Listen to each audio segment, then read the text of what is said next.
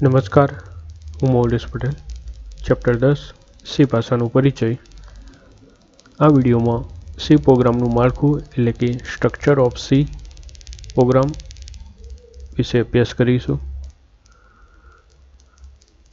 તો C program એ વિધેયના નામે ઓળખાતા સમૂહનો ગણ છે.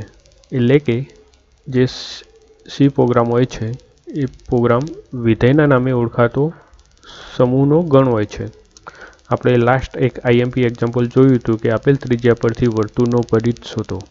એ એક્ઝામ્પલની અંદર મેઇન ફંક્શન એટલે કે મેઇન વિધેય કહેવાય, એ વિધેયનો આપણે ગણની અંદર પ્રોગ્રામિંગ કર્યું હતું. તો વિધેયના નામે ઓળખાતા સમૂહનો ગણ છે મેઇન ફંક્શનના નામથી. ઓકે, હવે આપણે સી માળખાની વાત કરીએ તો સી માળખાની અંદર અહીં આગળ આકૃતિ 10.4ની આપેલી છે.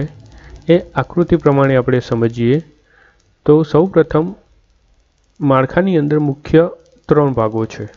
એક ઓપ્શનલ સેક્શન, બીજું compulsory section for all executable C programs, અને ત્રીજો છે યુઝર ડિફાઇન ફંક્શન.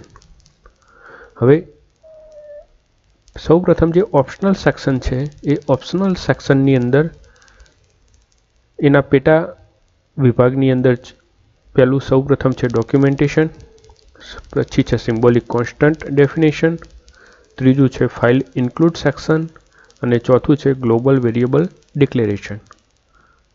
તો આ 4 ઓપ્શનલ સેક્શન કહેવાશે.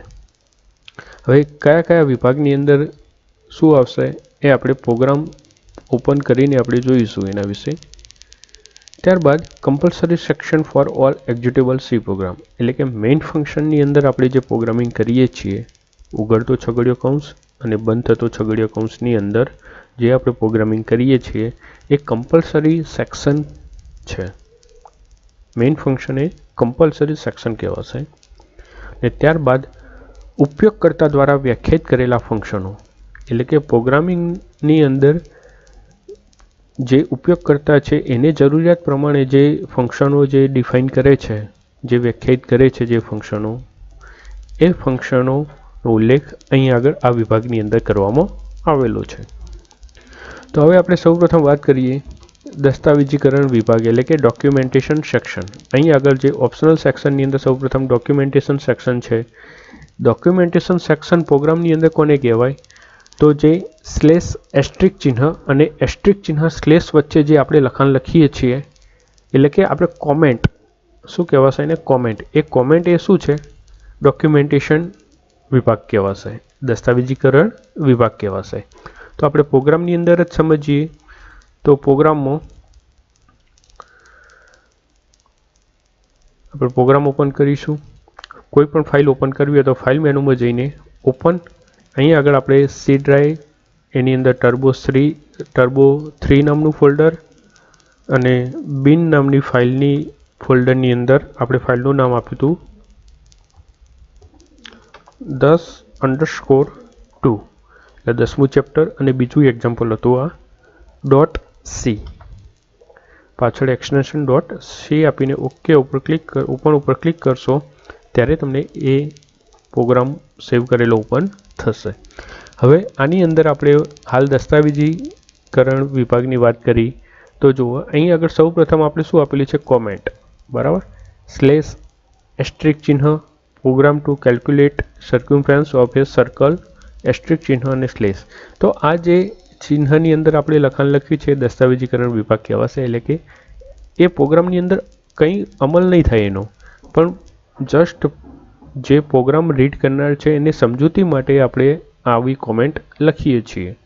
ઓકે, છેલ્લે એન્ડમાં પણ આપણે એ રીતની કોમેન્ટ લખેલી છે. દસ્તાવેજીકરણ વિભાગ ઇન્ક્લુડ કરેલો છે સ્લેશ એસ્ટ્રિક ચિહ્ન end of program slash asterisk ચિહ્ન.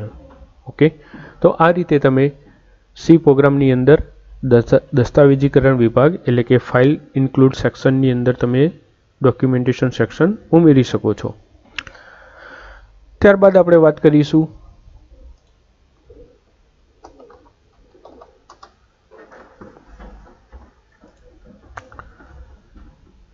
સંકેતિક અચળની વ્યાખ્યા.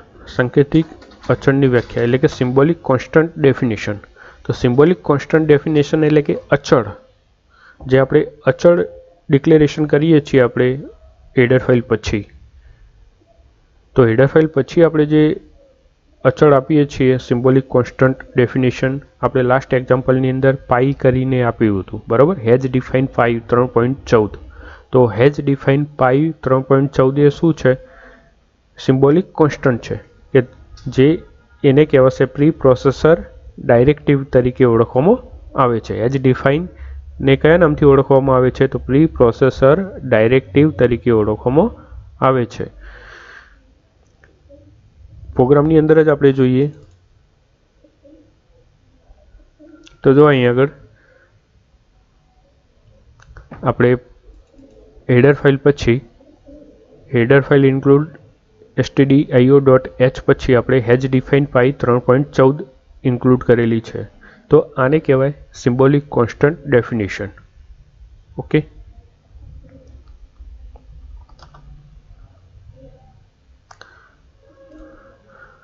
ત્યારબાદ હવે વાત કરીએ તો સી ફાઇલની અંદર ફાઇલ ઉમેરીકરણ વિભાગ, ફાઇલ ઉમેરણ વિભાગ એટલે કે ફાઇલ ઇન્ક્લુડ સેક્શન. તો ફાઇલ ઇન્ક્લુડ સેક્શનની અંદર આપણે વિવિધ પ્રકારની જે ફંક્શનો જે આવે છે, ફંક્શનો બે પ્રકારના છે. એક તો યુઝર ડિફાઇન ફંક્શન, બીજું છે આંતર પ્રસ્થાપિત લાઇબ્રેરી ફંક્શન, બરાબર. તો આ ફંક્શનો માટે આપણે કેટલીક હેડર ફાઇલ એને સપોર્ટ માટે જે સોર્સ ફાઇલો હોય છે એ સોર્સ ફાઇલો એને મદદ કરે.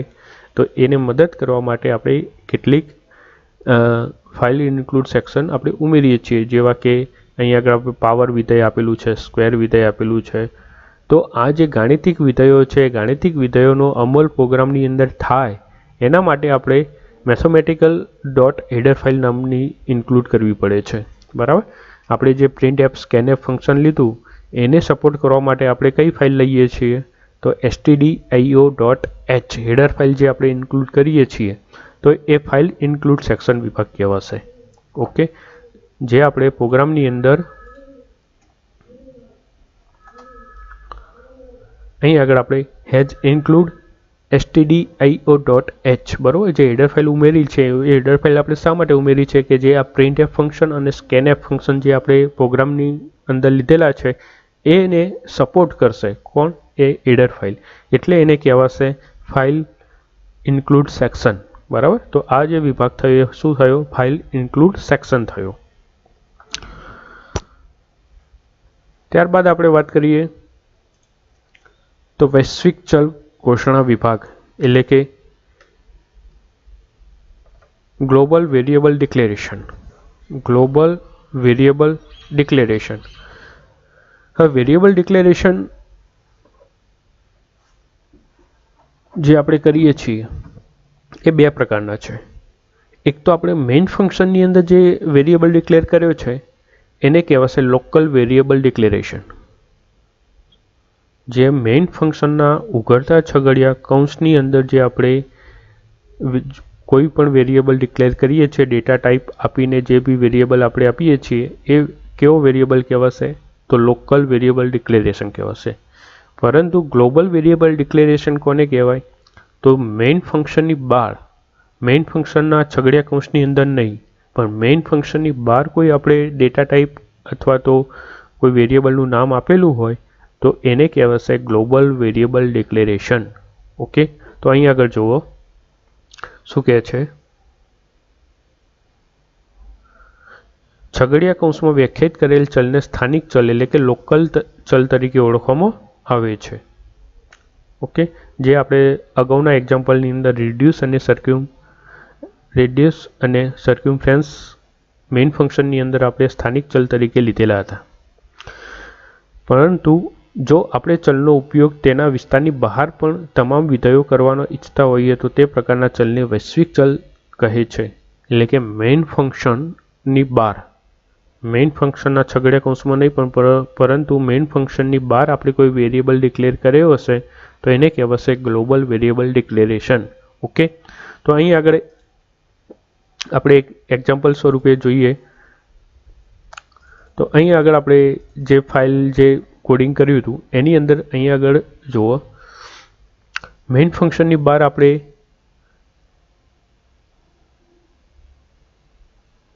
કોઈ વેરિયેબલ ડિક્લેર કરેલો હોય, અહીં આગળ આપણે ઇન્ટીજર સબટ્રેક્ટ કૌંસની અંદર ઇન્ટીજર કરેલું છે, તો આ શું થયું?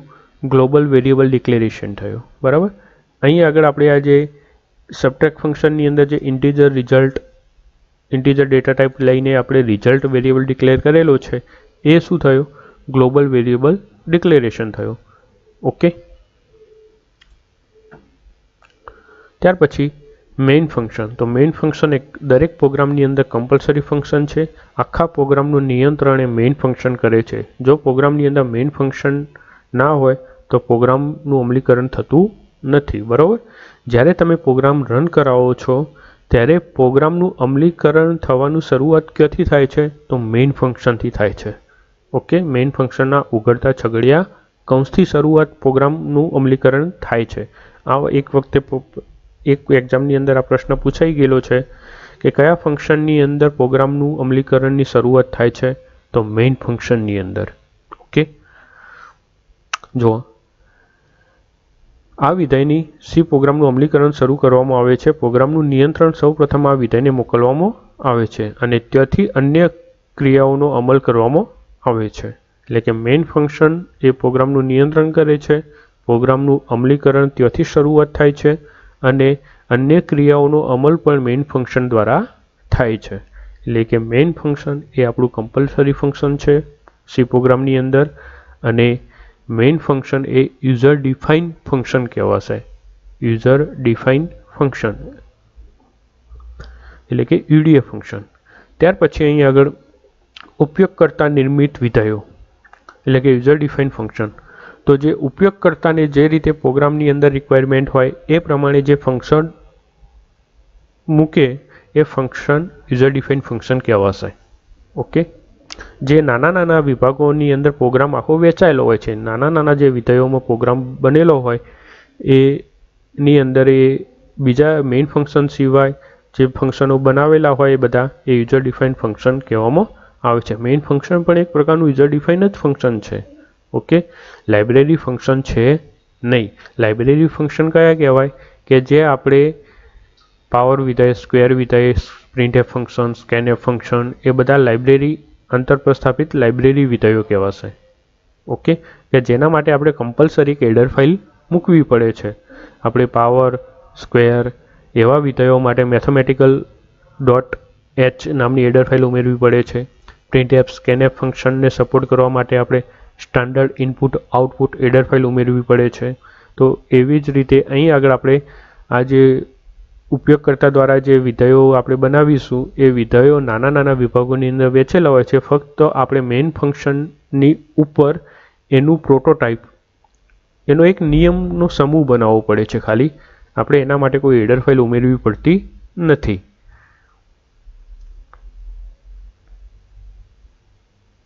ઓકે. તો અહીં આગળ આપણને એક્ઝામ્પલની અંદર પણ એક યુઝર ડિફાઇન ફંક્શન લીધેલું છે. તો જુઓ, ઇન્ટીજર સબટ્રેક્ટ ફંક્શન કૌંસની અંદર ઇન્ટીજર કોમા ઇન્ટીજર. તો આ જે છે એ શું છે? પ્રોટોટાઇપ કહેવાશે. જે એડર ફાઇલ પછી આપણે જે ઉપયોગકર્તા દ્વારા વિધેય જે આપણે મૂકવાનું છે એનો એક નિયમનો સમૂહ આપણે બનાવ્યો કહેવાશે, પ્રોટોટાઇપ કહેવાશે. અને પ્રોટોટાઇપ ડિક્લેર કર્યા પછી આપણે મેઇન ફંક્શન લીધેલું છે અને મેઇન ફંક્શન પછી એનો કૌંસ પૂરો કર્યો છે અને અહીં આગળ આપણે જે આપણે પ્રોટોટાઇપ બનાવ્યો હતો એ જ ફંક્શન આપણે બીજો એક નાનું વિભાગની અંદર અહીં આગળ મૂકેલો છે. Integer subtract function, integer first comma integer second. બરાબર. તો બે વેરિયેબલ અહીં આગળ ડિક્લેર કરેલા છે. તો આ રીતે તમે એક નાના વિભાગ તરીકે આપણે યુઝર ડિફાઇન ફંક્શનનો આપણે ઉપયોગ કરી શકીએ છીએ પ્રોગ્રામની અંદર. તો આ હતું સી ભાષાનું સ્ટ્રક્ચર. હવે સી ભાષાનું સ્ટ્રક્ચર રિલેટેડ આપણે નેક્સ્ટ વિડીયોની અંદર જે યુઝર ડિફાઇન ફંક્શનનું એક્ઝામ્પલ આપેલું છે એના વિશે આપણે અભ્યાસ કરીશું. જય હિન્દ.